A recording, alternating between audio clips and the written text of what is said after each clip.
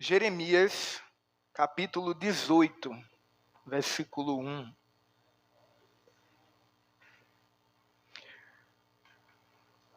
Terça-feira, o presbítero Guilherme falou comigo e disse: Júlio, qual é o tema da pregação?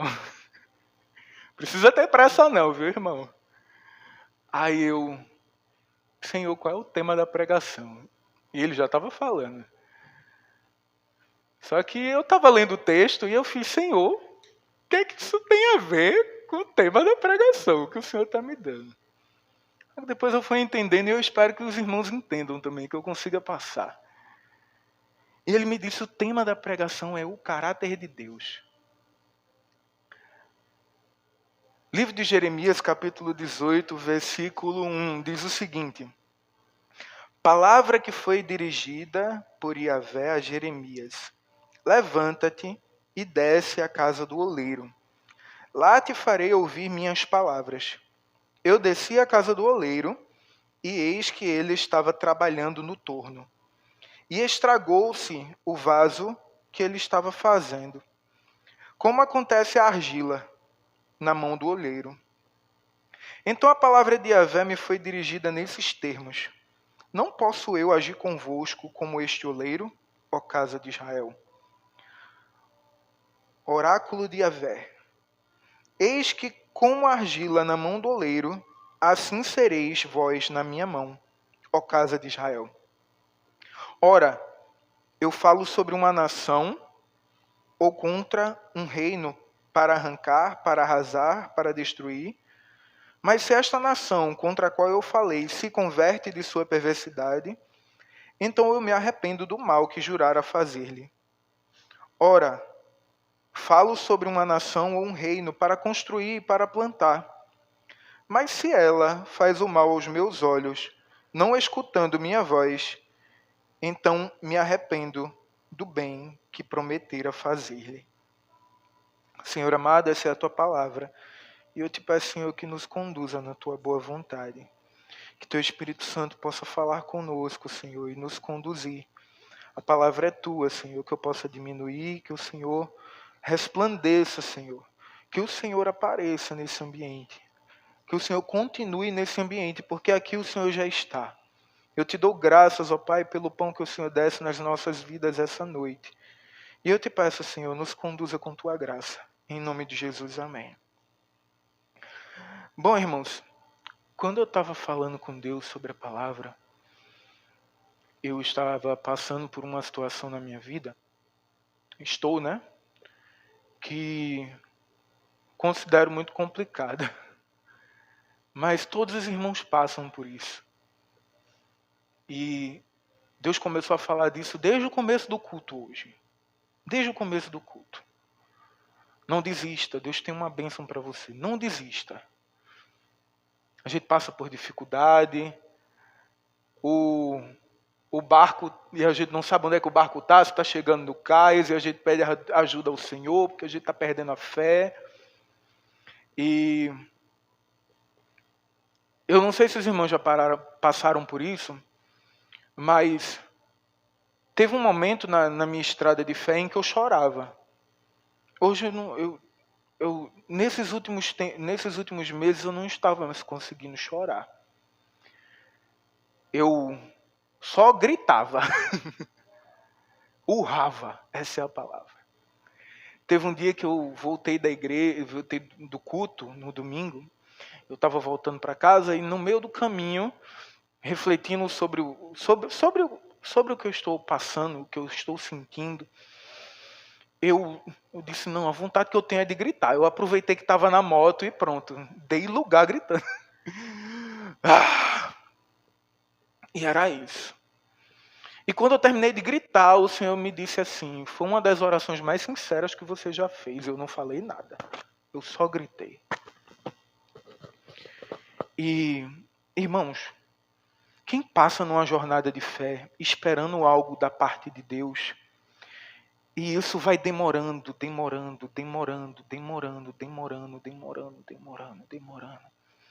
Chega um tempo em que sua mente começa a criar tantas coisas, a dizer, será que foi Deus que falou isso? Porque a palavra de Deus diz isso, e talvez porque ela diz isso, não seja desse jeito. E a gente começa a dizer, Senhor, por que o Senhor me fez desse jeito?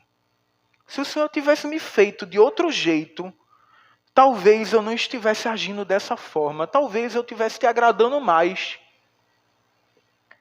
E às vezes eu parava para pensar na minha vida e dizia assim ao Senhor, Senhor, se o Senhor tivesse trazido antes o pão que eu me alimento hoje, talvez eu não tivesse pecado certos pecados que eu cometi. Talvez eu não tivesse pagando por tantas coisas que eu fiz no passado. Senhor, por que o Senhor não me encontrou antes? Eu passei tanto tempo batendo na tecla, na dúvida. Ai, Deus é assim, Deus é assado, Deus faz assim, Deus faz assado. Eu passei tanto tempo enganado em relação a Deus. Por que eu não me encontrei contigo antes? Por que o Senhor não interveio antes? Por quê? Eu acho que talvez as coisas teriam sido diferentes. E eu começava a indagar ao Senhor, dizendo, Senhor, será que tudo que eu estou passando é por conta das coisas que eu fiz no meu passado? E se eu estou passando isso, Senhor, por que o Senhor não me resgatou antes? Estava nas tuas mãos, tudo está no teu controle. Por que eu tenho que passar por isso? E por que dessa forma? Ah, Senhor, tem tantas outras formas. Por que tem que ser dessa forma? Por que tem que ser de uma forma em que muitas vezes eu sinto que vou enlouquecer? Porque quem acha que fé é um caminho tranquilo está muito enganado, não viveu experiências com Deus. E às vezes a fé, ela te coloca numa prova em que você realmente acha que vai ficar doido. É realmente uma situação em que você fica entre você mesmo e a palavra que foi lhe dada. E a palavra que foi lhe dada, muitas vezes, não digo nem muitas vezes, mas digo dessa forma, o tempo às vezes se estende tanto que aquela palavra nos nossos ouvidos às vezes vai perdendo a força nos nossos corações. E a gente diz, Senhor, isso é falado tantas vezes, mas não acontece. Isso é falado tantas vezes, mas não chega. E aquilo começa a perder a força. Não a força de Deus sobre nossos corações, não essa força. Mas a gente começa a duvidar. Porque o tempo ele gera um desgaste nas nossas vidas. Gera. Só que, irmãos, a prova que o Senhor coloca nas nossas vidas, ela tem uma finalidade. Ela tem um propósito. Afinal de contas, há um propósito para tudo debaixo do céu. E às vezes eu chegava para o Senhor e dizia, Senhor, eu estou chegando num ponto em que eu sinto que essas feridas, eu mesmo não consigo dar conta, delas. Senhor, será que quando acontecer eu vou estar tão calejado que eu não vou saber o que fazer? Senhor, o que eu vou fazer com essas feridas que foram geradas no processo? O que eu vou fazer com as feridas que o tempo me causou?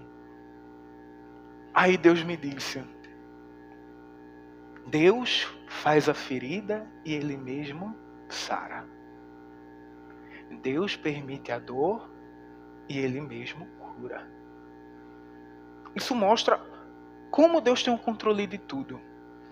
Mas, gente, por um lado, saber que Deus tem o controle de tudo nos dá um descanso. Porque tira um peso das nossas costas. Tira o peso de ter que fazer tudo.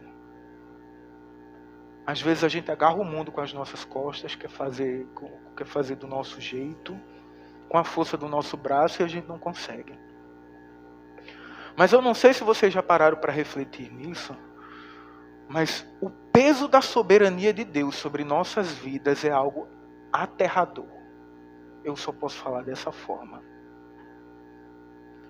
É uma coisa tão grandiosa a soberania de Deus que eu mesmo paro para pensar e digo ao Senhor: Senhor, eu não tenho para onde fugir, eu não tenho o que fazer, eu não tenho para onde correr. Não há nada que eu possa fazer para te convencer do contrário. Não há nada que eu possa fazer para mudar a tua vontade. A vontade de Deus, ela é soberana. E quando a gente para pensar na vontade de Deus e aquilo que Ele tem para a vida da gente, se a gente tem um pensamento otimista, a gente diz: Deus vai me dar todas as bênçãos e eu vou viver muito bem e tal. Mas para pensar nas histórias da Bíblia. A vontade de Deus para com seus discípulos, para com os profetas. Quando eu paro para pensar nisso, eu falo: Senhor, tenha misericórdia de mim. Porque um foi crucificado de cabeça para baixo, o outro foi degolado, um foi cerrado ao meio. A vontade de Deus, quando eu paro para pensar nela, ela tem um peso. Um peso que é um peso de glória, mas é um peso que eu preciso ter estrutura para suportar. Aí vocês devem estar se perguntando: o que é que tem a ver com vaso com oleiro? Bom, se a gente parar para pensar, nessa história a gente tem 3 personagens principais: o povo de Israel, Deus e Jeremias, aquele que está contando a história. Se vocês pararem para perceber os processos na Bíblia, e a irmã trouxe isso bem, falando da história de Pedro, foi você, não foi? Deus tem o contexto, Ele cria um contexto. O teu eu antes de conhecer Cristo é o contexto. O povo de Israel veio do Egito, ou o povo de Israel lá em Jerusalém pecando na sua imoralidade, na sua idolatria, é um contexto. Se a gente para pensar nas histórias que o próprio Jesus traz nos evangelhos, a mulher do fluxo de sangue, havia 12 anos em que ela estava sangrando. A palavra poderia só dizer que ela sangrava, né? Por que falar que era 12 anos? A mulher encurvada, há tanto tempo ela estava encurvada, escravizada por Satanás naquela área da vida. O homem coxo, a vida toda, há 30 anos, eu não lembro. Mas sempre traz a quantidade de tempo em que aquele povo estava passando por aquela situação. O contexto. E quando eu parei para refletir nisso, eu lembrei. Se está na Bíblia, é porque é valorizado. Se está na Bíblia, é porque tem algo a ensinar. Tem um exemplo a ser mostrado, ou seja, Deus valoriza o teu contexto. Deus valoriza o teu contexto, e o teu contexto, ele tem um propósito. Lembra quando eu falei: Senhor, por que o Senhor não me alcançou antes? Por que eu tive que passar por esse processo de pecado, de fazer isso, Por que o Senhor me deixou tanto tempo na lama? Existe um contexto. E o contexto também vai glorificar o nome do Senhor. O contexto de Lázaro, em que ele estava morto há 4 dias. Ele era amigo de Jesus. Tinha um contexto. Para a história fazer sentido, tem que ter um contexto. Aí tem um meio, que é o deserto, que é o exílio na Babilônia, que é Pedro andando com Jesus. O meio é a fase em que nós conhecemos a Cristo. É a fase em que nós somos colocados no caminho para algo. E no caminho para algo somos provados, no caminho para algo recebemos promessas, no caminho para algo devemos guardar a palavra. No caminho para algo, Deus prova o nosso caráter. No caminho para algo. E antes de Jesus enviar Pedro para o propósito no qual ele foi chamado, Jesus ele teve que andar junto com Pedro para que Pedro entendesse quem era Jesus e quem era o próprio Pedro. Pedro precisava saber quem ele era e precisava saber quem Jesus era.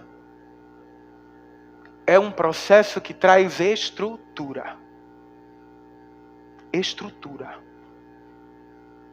O deserto traz estrutura. A Babilônia vai trazer estrutura. Estrutura para suportar o que vem depois. O propósito, a promessa, a vontade de Deus para a tua vida. Quando eu me pergunto o que é o caráter de Deus, caráter é a forma como uma pessoa age. A forma como você age diante de situações, diante de pessoas, diante de contextos, mostra o seu caráter. E eu pergunto a vocês, vocês sabem como é o caráter de Deus? Se eu perguntar para você, como Deus age, você sabe dizer como Deus age?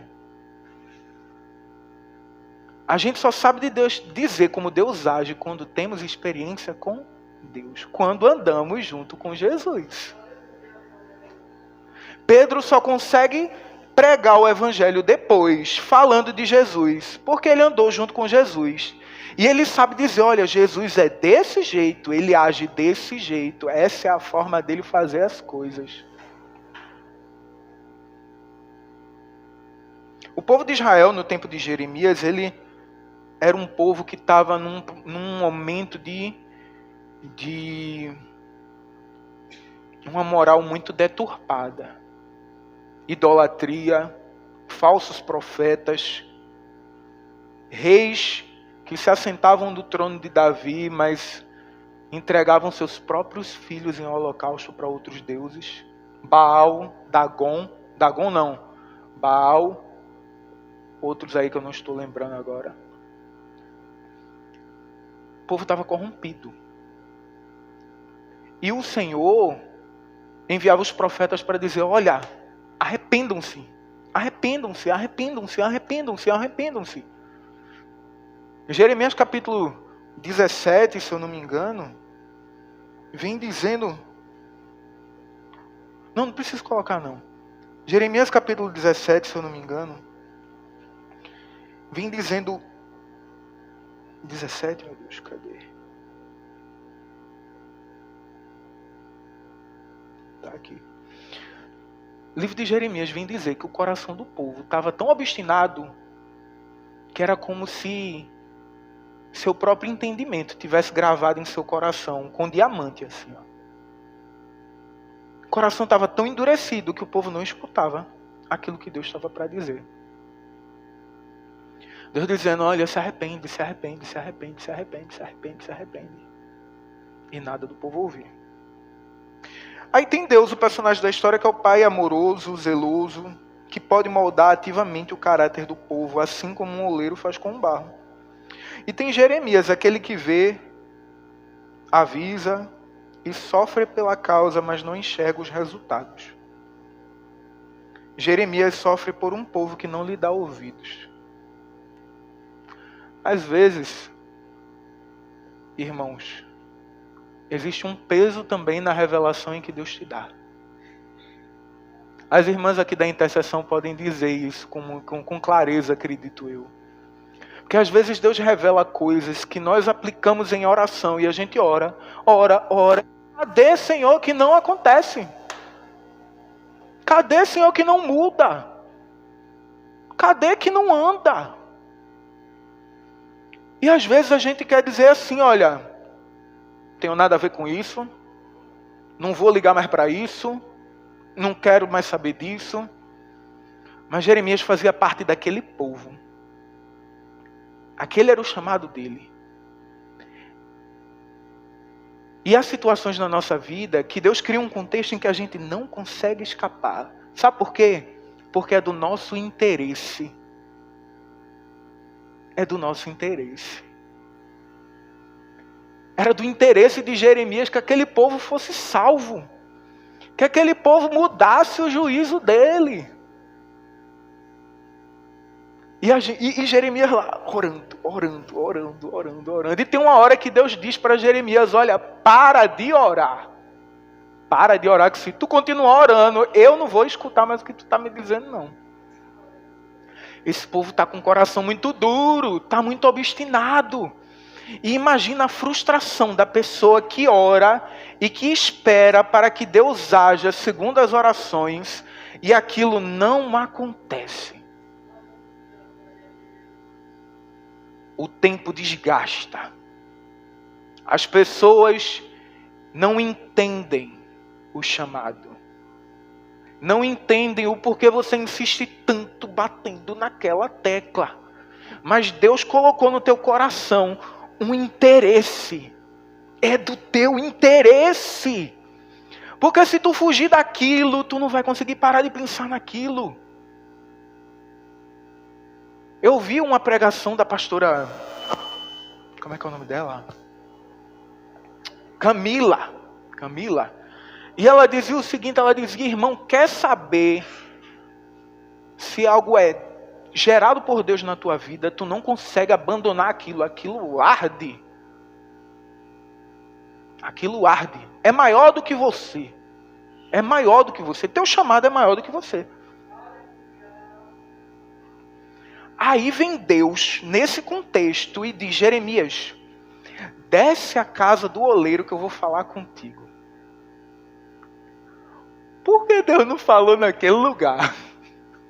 Não. Tem situações em que Deus precisa te revelar como Ele faz as coisas. Ele precisa te mostrar, olha, esse é o meu jeito de agir. E eu vou fazer desse jeito. Crê? E a palavra vem dizer, no versículo 2, que Jeremias levanta dessa casa do oleiro. Versículo 3 diz assim, e eis que ele estava... Não, no versículo 2 ainda. Lá te farei, cadê? Não, é o versículo 3, irmã. Desculpa. Então desci à casa do oleiro e o vi trabalhando com a roda. Não sei se vocês já viram o oleiro trabalhando, é uma roda girando. E eu estava refletindo nisso hoje, e tem um mistério nesse negócio. Para que Deus colocar a roda aqui? Para que Deus falar que tem uma roda? A roda dá voltas de acordo com o tempo. Uma volta, um tempo. 2 voltas, 2 tempos. 3 voltas, 3 tempos. Um tempo estabelecido para cada volta. A volta é necessária para que o movimento do molde seja uniforme.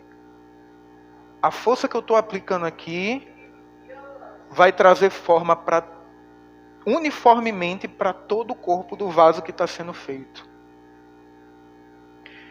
E dentro de cada tempo, uma pressão é aplicada em cada local.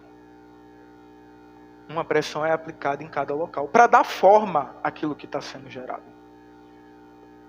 E eu estava refletindo nisso e eu pensei, Senhor, o tempo do processo é o tempo em que o Senhor vai aplicando força, pressão em cada parte do corpo do vaso para que ele ache a forma que o Senhor quer dar. E durante o tempo você imagina que o vaso pode ir secando, né? Mas não, uma atividade do oleiro é colocar água lá no vaso. No barro, para que ele permaneça moldável. E eu pensei, eu digo, Senhor, durante o tempo do molde, o tempo em que nós somos moldados, né? O que é essa água? Você já passou por um processo em que você já estava secando. E você chegou na casa de Deus. Você desceu à casa do oleiro.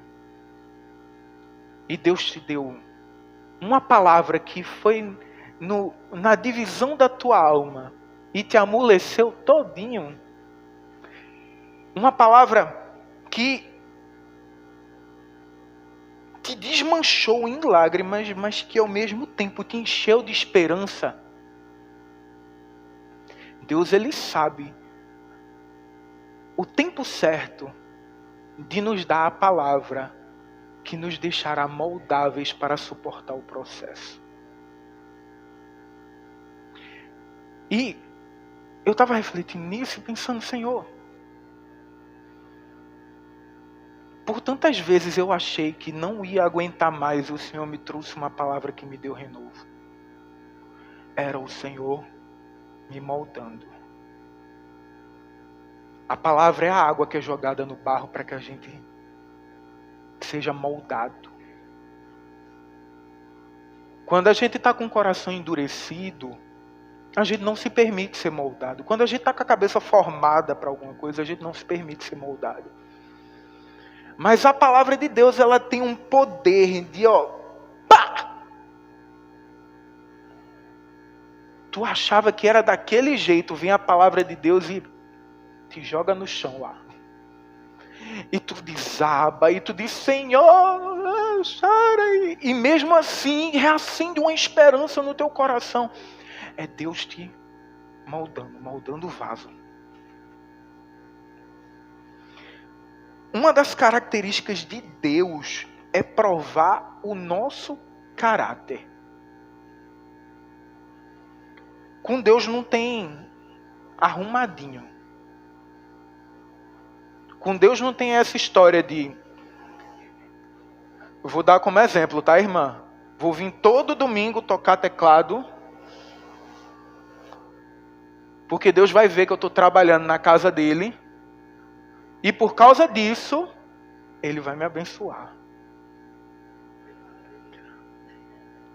O livro de Jeremias fala que o povo estava com Deus muito próximo dos lábios, mas muito distante do coração. O livro de Jeremias, capítulo 17, versículo 10. Versículo 10. Eu sou o Senhor do coração e examina a mente, para recompensar cada um de acordo com a sua conduta, de acordo com suas obras. Tem uma tradução que fala, examino os rins. Os rins. E eu fui perguntar, Senhor, o que quer dizer os rins na tua palavra? E os rins, ele fala do teu íntimo. A sede do teu temperamento, das emoções, o teu homem interior, a tua mente. Ele sonda. E eu pensei logo também na parte da medicina, né? Para que servem os rins? Os rins, ele filtra o sangue. E eu pensei, Senhor, se o Senhor sonda os rins, o Senhor também sonda a forma como nós filtramos as informações, como nós filtramos o mundo ao nosso redor. Como é que nós reagimos àquilo que acontece. E isso é corroborado quando o próprio salmista fala, Senhor, que a meditação do meu coração seja para te louvar. Ou seja, Deus sabe até como agir, quais são as ferramentas que a gente usa para meditar naquilo que acontece na vida da gente. A gente não pode se esconder do Senhor. Abraão é um exemplo de que Deus prova o homem. Não só Abraão, mas outros exemplos, né? Mas vamos trazer Abraão. Acho interessante a história de Abraão, porque Deus diz o quê? Sobe no monte, sacrifica o teu filho, a quem tanto amas, para mim. Ponto. Era da vontade de Deus que Isaac morresse? Isaac morreu? Não. Isaac não morreu. Mas Abraão não sabia disso. Abraão precisava obedecer. E me faz refletir que nesse processo de molde, muitas das coisas que Deus fala ao nosso respeito, muitas das situações que Deus coloca em nossa vida, é para provar a nossa atitude, o nosso caráter. Como é que tu vai agir? É tu? É o que tu quer? Ou é o que eu estou dizendo?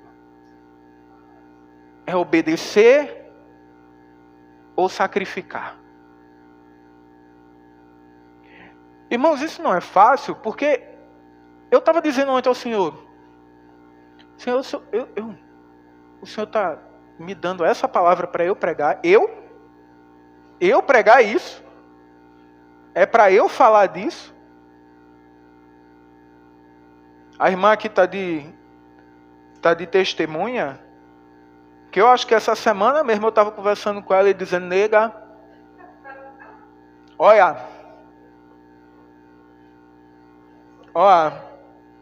minha fé, ela já teve baixa, mas do jeito que tá, só que tem uma coisa que é muito massa, que Deus gera nas nossas vidas, é uma coisa que se chama temor. Temor. Porque quando você está chegando no limite e quer desistir, quem tem temor vai ficar com aquilo. Eu não quero desagradar a Deus. Eu não quero desagradar o Senhor. Não quero. E eu sei que Deus tem o controle de tudo. E eu sei que só as coisas boas que podem vir da minha vida só podem vir dEle. Do plano dEle, da vontade dEle. Quando a gente conhece a Deus a um ponto, aqui, gente, nada do que eu tente fazer sozinho vai dar certo, eu vou quebrar minha cara.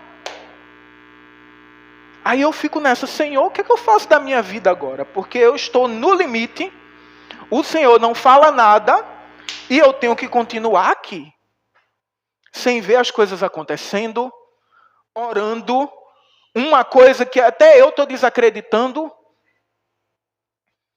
mas eu preciso permanecer por obediência e por temor. É babado. E ainda chega um irmão e a gente tem que dizer, olha, creia, viu? A gente tem que falar de fé, com a fé da gente, lá embaixo. E Tiago capítulo 1, versículo 2, irmã. Olha só o propósito da provação na vida da gente. Meus irmãos, considerem motivo de grande alegria o fato de passarem por diversas provações. Assim, vocês saberão que a prova da sua fé produz perseverança. Perseverança. Chega um processo da tua prova, irmão, que não tem mais nem cabimento tu desistir. Não tem mais nem cabimento. Porque se tu desistir, tu vai ficar pensando, eu passei esse tempo todinho que nem um louco.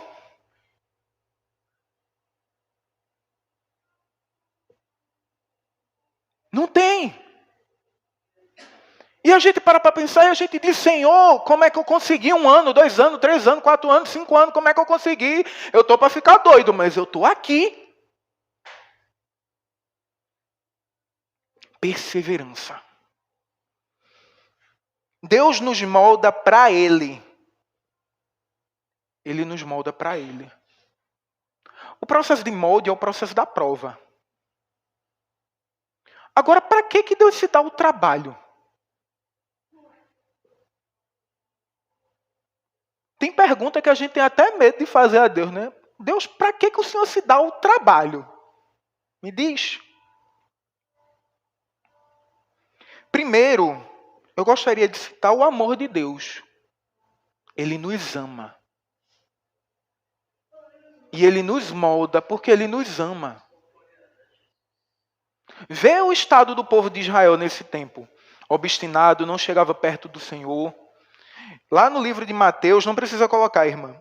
Lá no livro de Mateus, capítulo 23, versículo 37, Jesus fala assim, Jerusalém, como eu queria abrigar vocês debaixo das minhas asas, como uma galinha faz com seus pintinhos. como eu queria. Mas Deus, o caráter de Deus é de princípios. Ele se achega a mim quando eu me achego a Ele. Então o que Deus faz? Ele não pode negar a si mesmo, né? Ele não pode negar aquilo. Foi a irmã Sara mesmo que falou isso.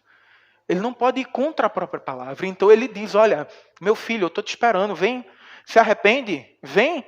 Vem que eu quero te abrigar debaixo das minhas asas, vem. Só que aí o filho não ouve, aí por amor, sabe o que Deus faz? Ele diz, olha, eu vou colocar ele no processo, porque o processo molda ele, no processo ele vai me conhecer, e no processo ele vai querer se ajuntar a mim, ele vai querer chegar perto de mim, e aí ele vai reconhecer o meu amor, aí ele vai chegar debaixo das minhas asas e vai dizer, olha, é aqui que eu quero ficar. Eu estava enganado.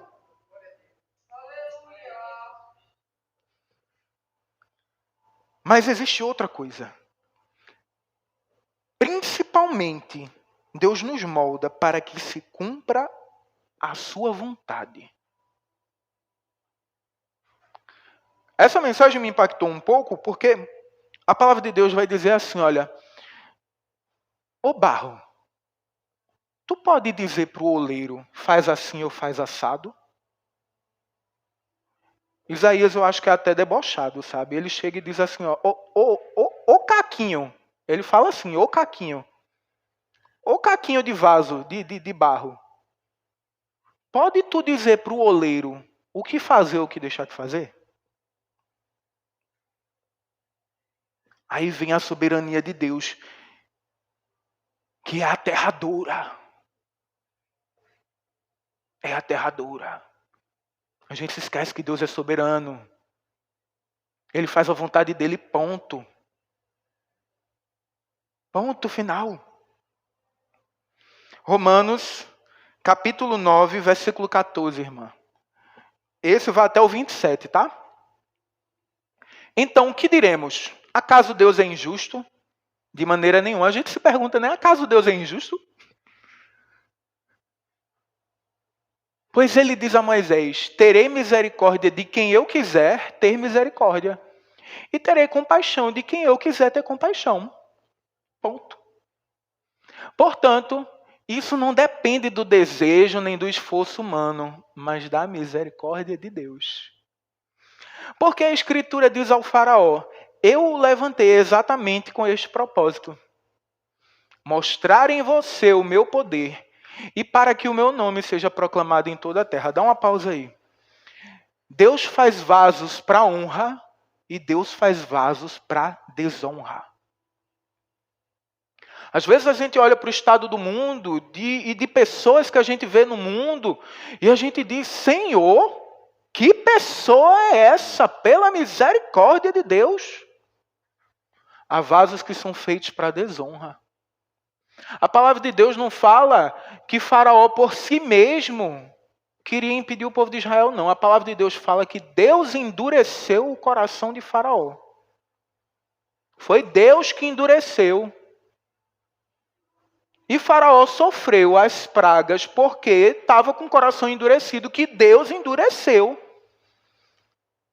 E por quê? Porque Deus queria se revelar. Ele queria mostrar o poder dele para o povo dele. A mão de Deus, nos moldando, agora ela soa como o quê? Vasos de desonra são usados para te moldar. Circunstâncias são a mão de Deus te moldando. Provas são a mão de Deus te moldando. Continua, irmão. Portanto, Deus tem misericórdia de quem Ele quer e endurece a quem quer. Contudo, algum de vocês me diria, então por que Deus ainda nos culpa? Pois quem resiste à sua vontade? Mas quem é você, ó homem, para questionar Deus? Acaso aquilo que é formado pode dizer ao que formou, por que me fizeste assim? Não tem o oleiro autoridade sobre a argila para fazer do mesmo barro um vaso para propósitos especiais e outro para uso comum? E se Deus, querendo mostrar a sua e tornar conhecido o seu poder, suportou com grande paciência os vasos da sua ira preparados para a destruição, quer dizer, se ele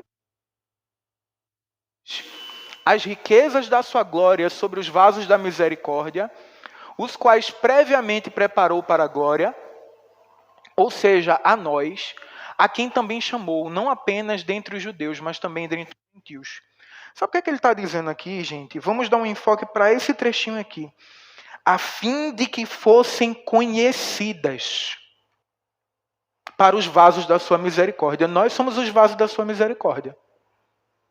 Quem é vaso da sua misericórdia? Os que são convocados, os que são chamados. Quem é chamado é vaso de misericórdia.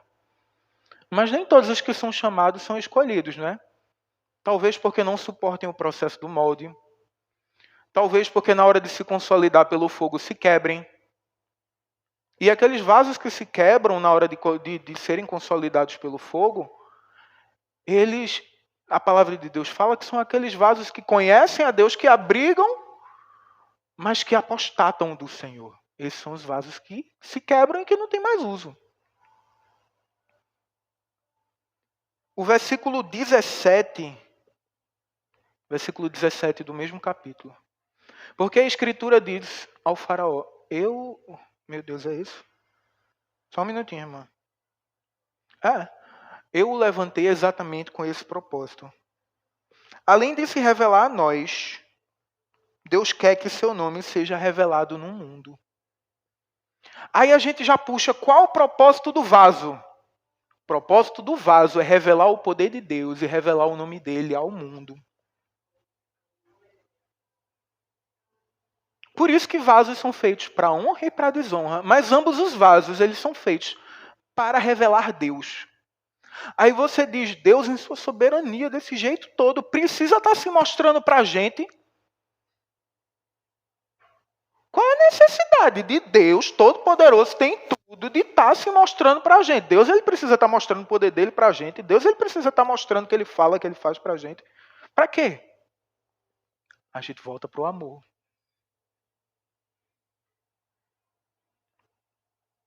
E, irmãos,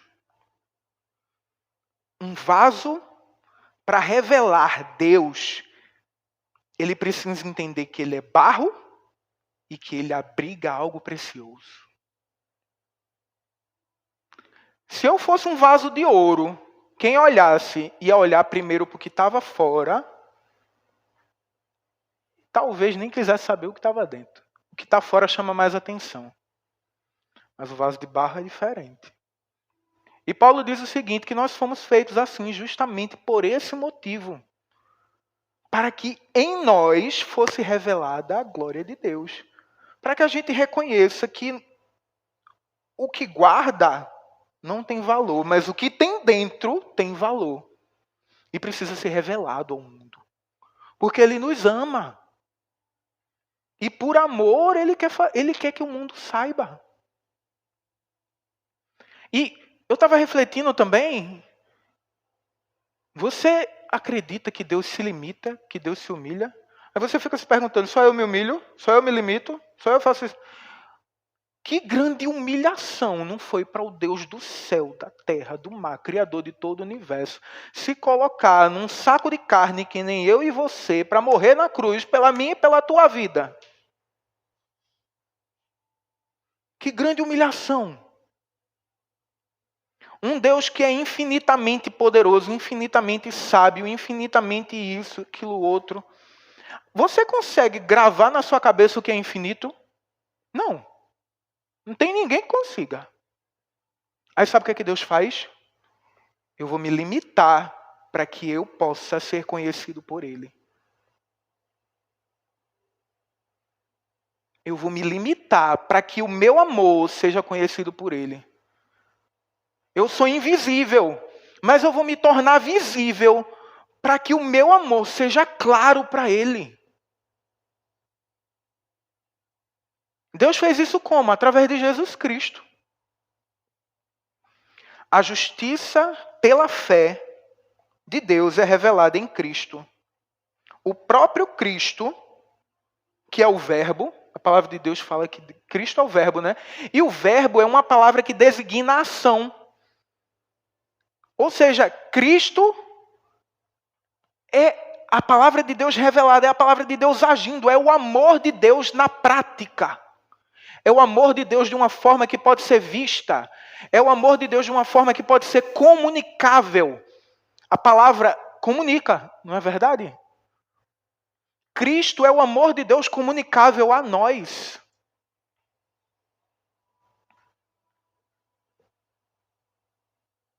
O Deus que se humilha para ser conhecido.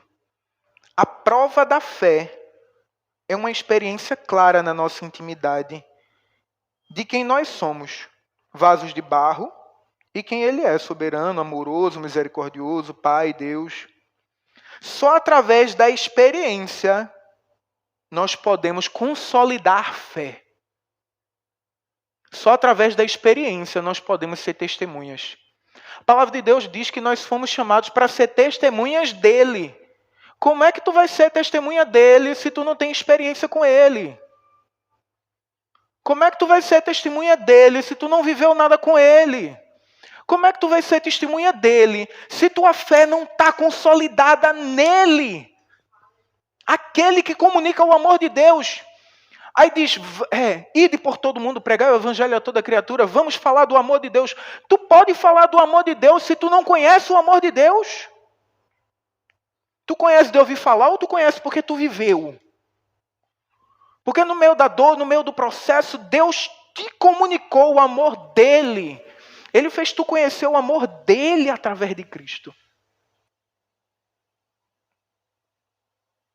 Só vasos consolidados guardam a fé. Só vasos de barro revelam a glória.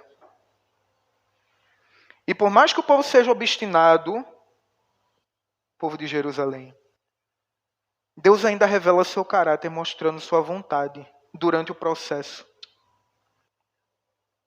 Irmãos, Paulo, antes de morrer, ele disse: combati o bom combate, guardei a fé. O processo de deserto, de Babilônia, de molde, é para consolidar a tua estrutura para abrigar a fé, para abrigar a revelação do amor.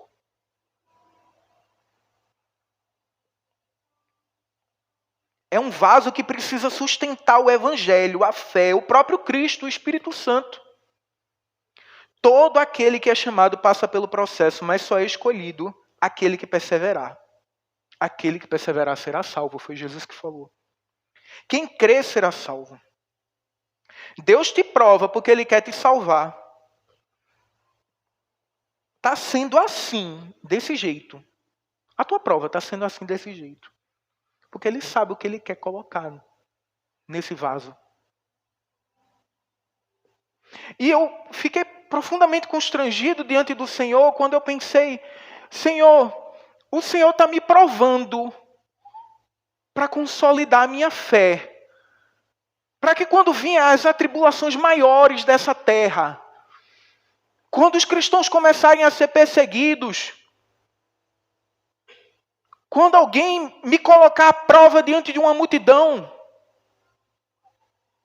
quando Satanás me tentar de uma forma em que eu fique totalmente no limite, eu vou ter estrutura para sustentar a fé. E é pela fé que somos salvos. Sabe por que Deus te prova? Porque Ele quer consolidar uma fé em tu que vai te salvar.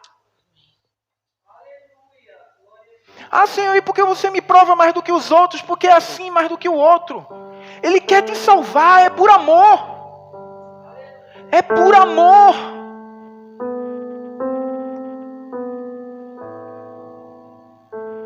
Aí no livro de Jeremias, capítulo 29, do 4 ao 14, ele vai dizer o seguinte: assim diz o Senhor dos Exércitos, o Deus de Israel, a todos os exilados que deportei de Jerusalém para a Babilônia, a todos os que estão passando por provas e tribulações, construam casas, habitem nelas, plantem jardins e comam dos seus frutos, casem-se e tenham filhos e filhas, escolham mulheres para casar-se com seus filhos e deem as suas filhas em casamento para que também tenham filhos e filhas. Multipliquem-se, não diminuam. Busquem a prosperidade da cidade para a qual eu os deportei e orem ao Senhor em favor dela. Porque a prosperidade de vocês depende da prosperidade dela. Porque assim diz o Senhor dos Exércitos, o Deus de Israel: não deixem que os profetas e os adivinhos que há no meio de vocês os enganem. Não deem atenção aos sonhos que eles os encorajam a ter. Eles estão profetizando mentiras em meu nome. Eu não os enviei, declara o Senhor.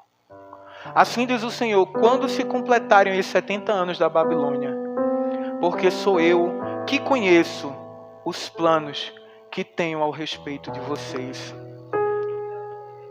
Declara o Senhor, volta. Declara o Senhor, para fazê-los prosperar, não de causar dano. Plano de dar a vocês esperança e um futuro. Então vocês clamarão a mim e virão a orar a mim, e eu os ouvirei. Vocês me procurarão e me acharão quando me procurarem de todo o coração.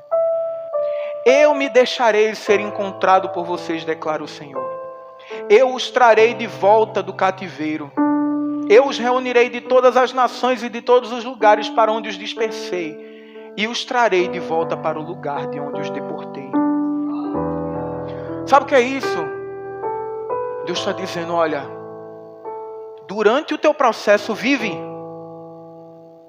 Durante o teu processo, vive. Continua crendo, vai chegar. A promessa de Deus chega. Durante o processo, entende que de todo o coração, se você se chegar a mim, eu me achegarei a você. Eu me tornarei visto por você. Entenda que o processo é para te fazer bem. É para te dar coisas que você não imagina. Porque os meus pensamentos são de bem, não são de mal. Eles não são de dano. Eles são para te fazer bem.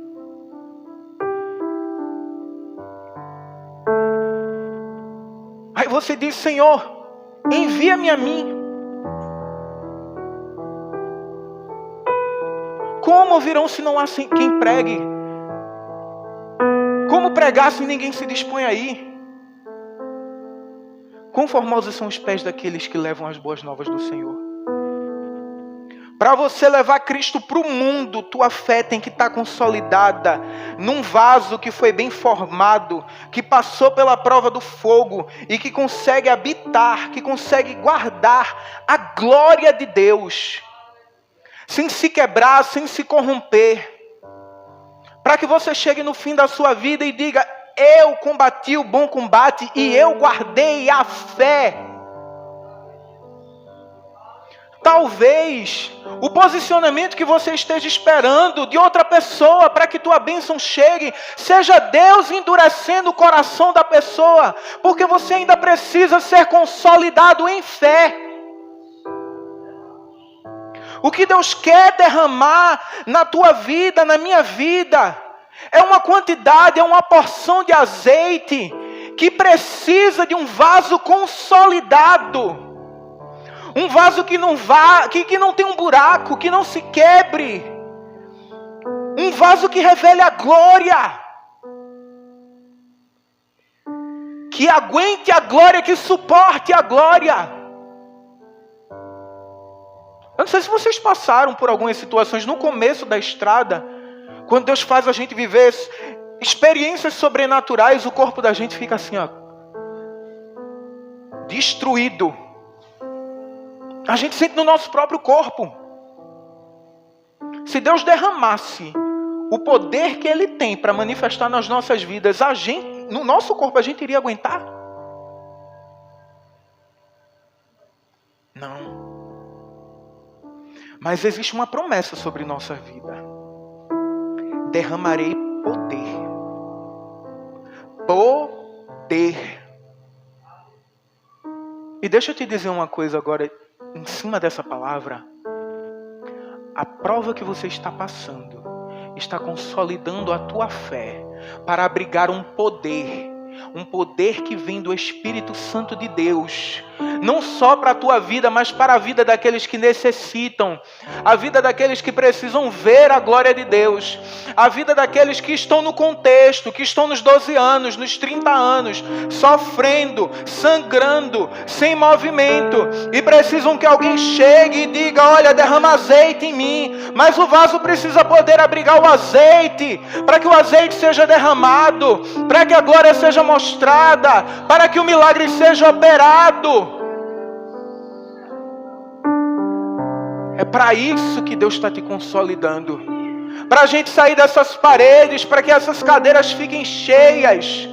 Para que através da minha vida e da tua vida, mesmo que você não precise dizer palavras, a glória de Deus seja manifestada no vaso de barro que tu é.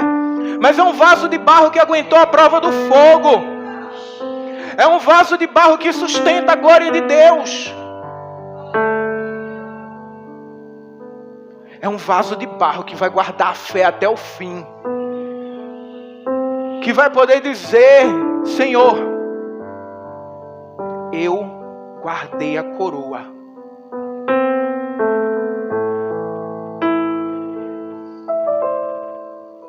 Guarda a tua coroa para que ninguém a tome. O mundo vai tentar tomar, Satanás vai tentar tomar. Mas se o vaso for consolidado, ele guarda a coroa, ele guarda o tesouro. Essa é a palavra.